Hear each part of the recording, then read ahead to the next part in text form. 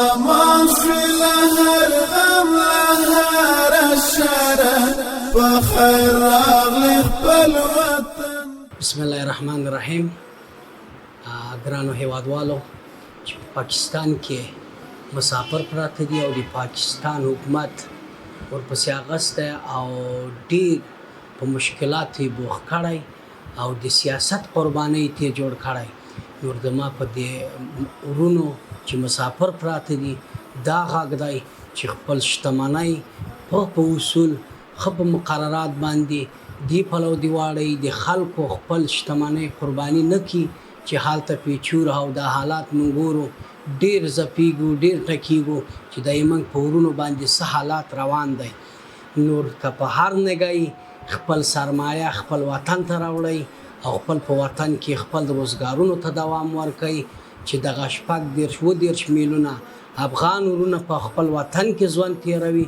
نور انشاءالله تاسو ته هرکلی وایو لبیک وایو چې تاسو 3 میلیونه کسان هم پر دې افغانستان کې خوشحاله ژوند باید تیر کړئ او خوشحاله ژوند به مې خپل وطن هم خپل خاور هم تاسو ته نیاز لري.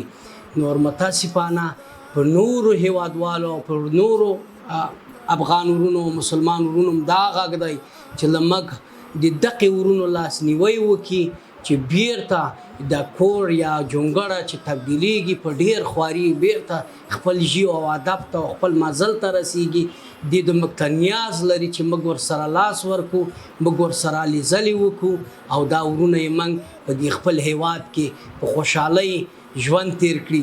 او ګرانو افغانانو چې په خارج کې په داخل کې پراته استئ دغه ورونو ته دغه ورځ د لاس ورکولو ورځ دی او دغلته هم دنیا هم آخرت هم ګټه دی هم خپل د ورور لاس ورکول او خپل د خویندې او میندې او دغه کوچني لالي بچیانو ته موږ ته اړتیا لري چې لاس ورته ورکړو.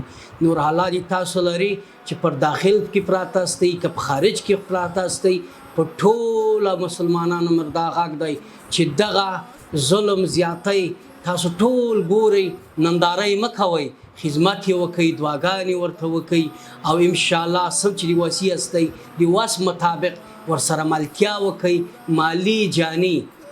او په نورو ګرانو هیوادوالو دا غږ دی چې دغه افغانان نور خپل د سیاست قرباني دي ترې نه جوړوي او خپل سیاست دې پرې نه لوبوي.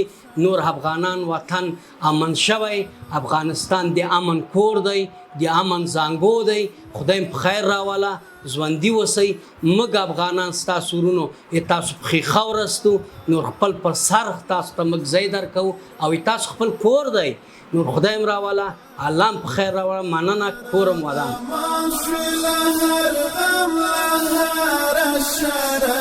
بخیر راغلی خپل وطن.